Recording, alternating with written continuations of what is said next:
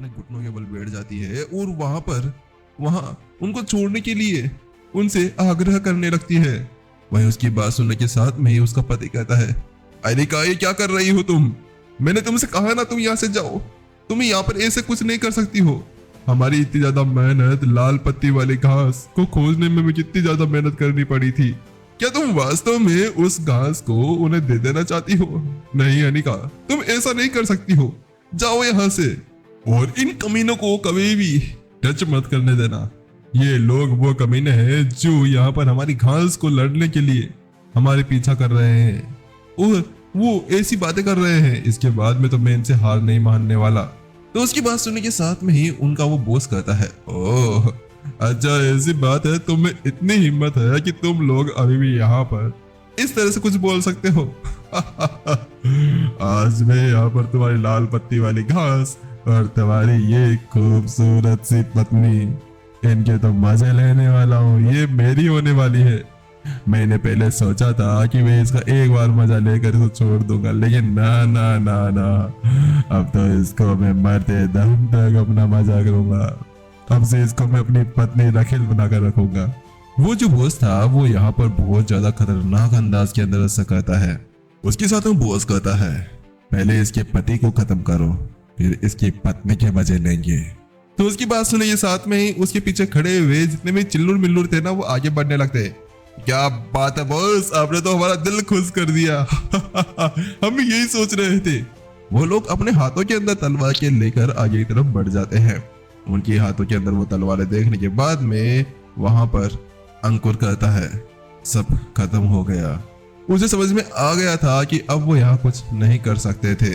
वहीं अनिका भी ये समझ चुकी थी कि अब इस जगह पर सब गलत खत्म हो चुका है, तो वह आगे बढ़ जाती है और वो अपने पति के साथ में जाकर अपने बच्चे को आगे करते हुए कहती है, पति देव, मुझे लगता है कि हमें यहाँ पर आज खत्म होना होगा।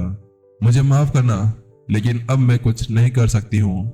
आप चिंता मत करो, मैं इन लोगों को मुझे टच तक नहीं करने दूंगी। मैं आपकी थी और आपकी होके रहूंगी। उसके बाद में अनिका अपना चाकू लेती है और उसको लेते हुए अपने गले के पास में रख कर बस उसको वो खींचने ही वाली थी कि उसी बीच बहुत तेज आवाज आती है। वो आवाज वहां ब्लैक फीनिक्स की थी।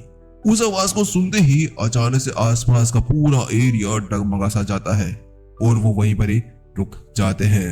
वो फीनिक्स वहां पर एक जगह पर रुक जाता है और उसके ऊपर से दो आकृतियां नीचे की तरफ उतरने लगती है।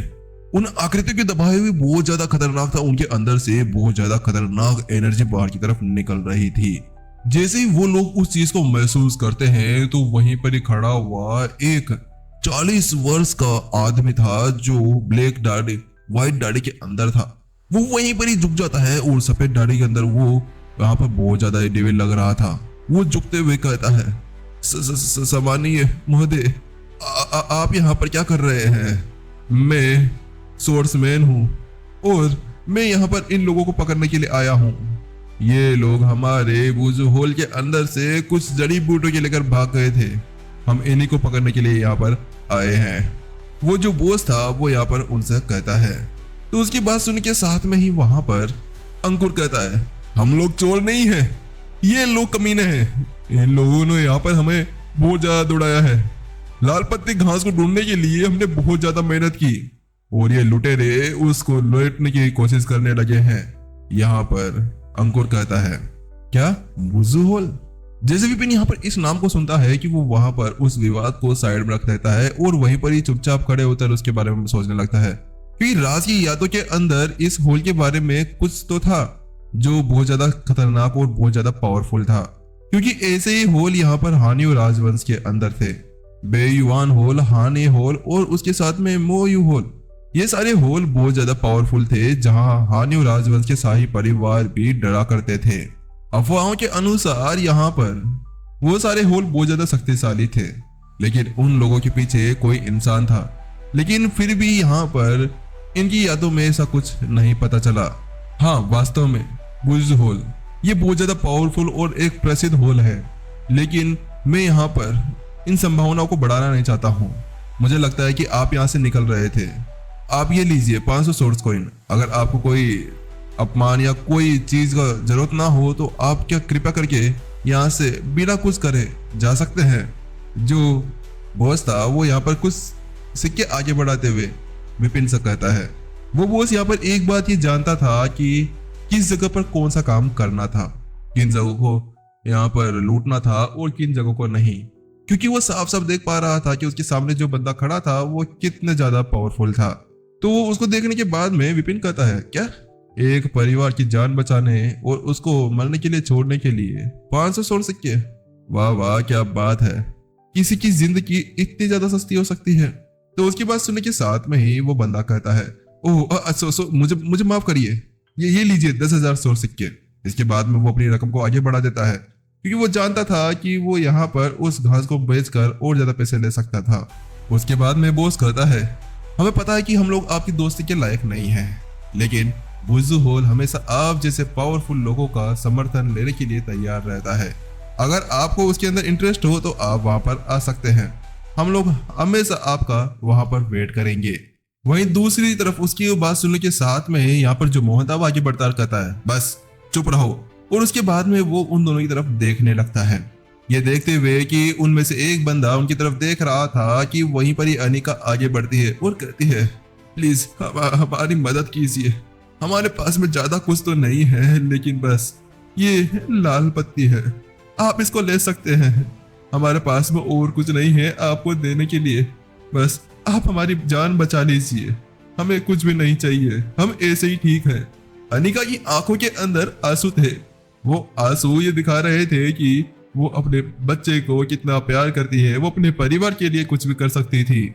वहीं अंकुर भी अपनी पत्नी की बात सुनने के साथ में पहले तो उस जड़ी बूटी और उसके बाद में अपने बेटे को देखने लगता है, क्योंकि वो जानता था कि यहाँ पर वो अगर अपनी उस पत्नी के बात मान लेता है तो वो अपने बेटे को खो सकते थे, क्योंकि उनके बेटे के अंदर कोई रोग था जिसको दूर करने के लिए उस पत्ती का यूज करना था।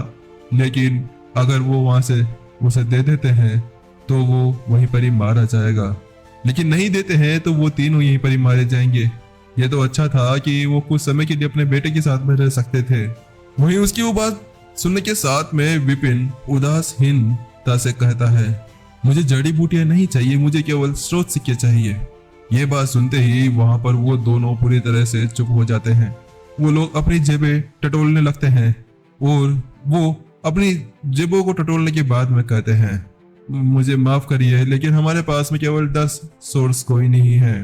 तो उसकी बात सुनने के साथ में विपिन अपना हाथ आगे बढ़ाता है और उन पैसों को लेते हुए कहता है, ये काफी है। इतना कहने के साथ में वो पीछे की तरफ पलटता है और केवल एक हथेली का वार उस बॉस के ऊपर कर देता है और बूम, वो बॉस वहां से उड़ जाता है। अपने बॉस की ऐसी हालत देखने के बाद में वो सभी लोग पूरी तरह से डर चुके थे। सर आप ये क्या कर रहे हैं? हमने तो आपको पैसे देने के लिए तैयार हो गए थे ना, हम लोग बुजू होल के अंदर से हैं, आप सीधे बुजू होल को चुनौती दे रहे हैं, क्या आप ऐसा करना चाहते हैं? उनमें से एक बंदा डरते हुए और कांपते हुए कहता है। वहीं दूसरा बंदा कहता है, आपको पता नहीं है कि हमारे बुजू होल के साथ में एक डेस्टिनी मास्टर भी खड़ा हुआ है। लेकिन इससे पहले कि वहां पर वो दूसरा बंदा कुछ बोल पाता कि विपिन एक और हमला करता है और उसको भी वहां से उड़ा देता है। एक के बाद में एक वहां पर वो लोग मारे जा रहे थे। वहीं दूसरी तरफ उस चीज को देखने के बाद में अंकुर और अनिका की आंखें फटी और वो बड़ी हैरानी से वहां पर सामने की तरफ देखने लगते हैं। वो देख पा रहे थे कि 10,000 सोर्स सिक्कों को ठुकराने के बाद में वो बंदा केवल 10 सोर्स सिक्कों के अंदर उनकी मदद करने के लिए तैयार था। इसके बाद में उन्हें पता तो चल गया था कि ये जो भी था वो बहुत ज्यादा पावरफुल था और बहुत ज्यादा अच्छा भी था, क्योंकि वो देख पा रहे थे कि जब भी वो बंदा एक वार करता तो सामने वाले बंदे में से एक बंदे की छाती के ऊपर जोरदार छेद हो जाता और वो बंदा हवा के अंदर ही सिकुड़ कर वहीं पर ही फट जाता। वास्तव में ये बहुत ज्यादा खतरनाक कृत्य था जिसको देखना और ज्यादा मुश्किल हो गया था। लेकिन अपने लोगों की ऐसी हालत देखने के बाद में दूसरी ओर वो लोग वहां से भागने लगते हैं। अरे भागो भागो, ये बंदा पागल है, ये हमें जान से मार डालेगा, हमें अपनी जान बचानी होगी। वो बंदे तितर बितर होते हुए यहाँ पर जानवरों की तरह इधर उधर भागने लगते हैं। उनकी आंखों के अंदर उनके अंदर वो डर दिखाई दे रहा था। मोहन वहीं दूसरी तरफ विपिन उनके पीछे जाता नहीं है और मोहन को आवाज देता है, लेकिन मोहन भी वहां पर आगे जाता नहीं है। मोहन वहीं रुक जाता है और वहीं पर ही उन सभी लाशों के अंदर से वहां पर सामान टटोलने लगता है, क्योंकि ये लोग अगर 10,000 सोर्स कॉइन देने के लिए तैयार थे तो इसका मतलब ये था कि इनके पास में और कुछ बहुत ज्यादा पावरफुल अच्छी कीमती चीजें हो सकती थी। वहीं दूसरी तरफ उसको ऐसा करते हुए देखकर और अनिका अंकुर दोनों हैरान रह चुके थे। ओह वाह क्या बात है, एक तीर से दो शिकार, कमाई भी कर ली और हमारी मदद भी कर दी। उसके बाद में वो दोनों आगे बढ़ते हैं। आपका शुक्रिया, आप जो भी है, आपने हमारी जान बचा ली। अंकुर चलने की हालत में भी नहीं था, लेकिन वो फिर भी अपने आप को झुकाता है और विपिन से धन्यवाद कहने लगता है। वहीं अनिका भी आगे बढ़ती है और वो भी सेम तरह से उनका धन्यवाद करने लगती है। वहीं देखा देख उनकी वो बेटी भी वहां पर उतरती है और कहती है, अंकल आपका धन्यवाद, आपने हमें बचा लिया। तो उसकी बात सुनने के साथ में विपिन कहता है, मैंने तुम्हारी जान बचाने के लिए पहले से ही पैसे ले लिए हैं, तो तुम्हें यहाँ पर मुझे शुक्रिया करने की कोई भी जरूरत नहीं है। इसके अलावा मैंने पहले से ही यहाँ पर ऊपर से ही देख लिया था कि वो लोग कैसे हैं और कैसे कैसे काम करते हैं, तो मुझे लगता है कि उन लोगों का जिंदा रहना यहाँ पर इम्पोर्टेंट नहीं था। तो वहीं उसकी बात सुनने के साथ में अंकुर कहता है, हमें पता है कि हमारे ये एक स्रोत सिक्का आपके लिए काफी नहीं है, लेकिन आपने हमारी बहुत ज्यादा बड़ी मदद कर दी है। क्या आप हमें अपना नाम बता सकते हैं ताकि हम हमेशा ये रात याद रख सके कि हमें बचाने वाला कौन था? तो विपिन कहता है, नहीं, इसकी कोई जरूरत नहीं है, मैंने तुम सभी को बता दिया है कि यहाँ पर मैंने अपना काम के पैसे ले लिए हैं, लेकिन मुझे तुमसे एक बात पूछनी है, क्या तुम लोग बुजू होल के साथ में कोई झगड़ा वगड़ा या कोई दुश्मनी लेकर बैठे हो, या केवल वो तुम्हारा पीछे केवल इस जड़ी बूटी के लिए ही कर रहे थे? विपिन के अंदर जिज्ञासा भरी हुई थी और वो ये जानना चाहते थे कि आखिरकार वो जड़ी बूटी के लिए किसी को मार सकते थे क्या? क्योंकि अगर पहले अतीत के अंदर कुछ हुआ हो तो उसके बाद में हाँ समझ में आता है कि वो लोग इन्हें मारना चाहते थे, लेकिन यहाँ पर जड़ी बूटी के लिए मारना तो ये बिल्कुल एक बहुत ज्यादा बेकार सी बात हो गई थी।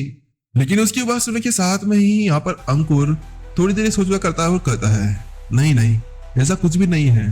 बुजू होल के बारे में मैंने केवल यहाँ पर सुना है, कभी मैं वहां पर गया तक नहीं हूँ, मैंने देखा तक नहीं है वो है कहाँ पर। लेकिन ये जितने भी होल है ना, ये बहुत ज्यादा बेकार और बहुत ज्यादा गंदे होल हैं।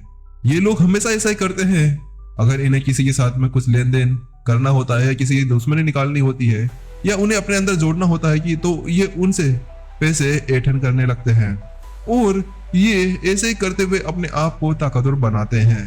इस जगह पर अंकुर को गुस्सा आ रहा था क्योंकि वो लोग वहां पर उन्हें मारने ही वाले थे। वो तो विपिन सही टाइम पे आ गया और वो लोग वहां पर बच गए थे। ओह अच्छा। उसकी वो बात सुनने के साथ विपिन अपनी दाढ़ी के नीचे अपना हाथ फेरने लगता है और कुछ देर सोचने के बाद में कहता है, वो लोग कुछ कह रहे थे, बुजू होल के साथ में शायद कोई एक डेस्टिनी मास्टर यानी भाग्य गुरु है, क्या ये सच है? तो उसकी बात सुनने के साथ में ही अंकुर कहता है। तो उसके बाद में जो अंकुर था वो कहता है, हाँ है तो सही, और वास्तव में वो यहाँ पर हुआन्यू राजवंश के दूसरे राजवंश से ही आता है। इसके बाद में अंकुर अपने याददाश्त को टटोलने लगता है, वो उस नाम को याद करने लगता है कि वो कौन है और कुछ देर अपने सर को गुजरने के बाद में कहता है, हाँ याद आया, उसका नाम राज है, राज। जैसे यहाँ पर वो ये शब्द कहता है ना, तो उसके साथ में ही वहां पर एपिसोड खत्म हो जाता है। यार मेरी गलती नहीं, ये एपिसोड खत्म हो गया तो चलो कोई बात नहीं, नेक्स्ट एपिसोड के अंदर देखते हैं कि अब विपिन का यहाँ पर क्या होने वाला है। विपिन किस तरह से इस चीज को टटोलने वाला है या किस तरह से इस चीज को खंगोल कर आगे बढ़ने वाला है। चलिए देखते हैं जल्द ही नेक्स्ट एपिसोड के अंदर। जब तक के लिए टाटा बाय बाय, सायोनारा।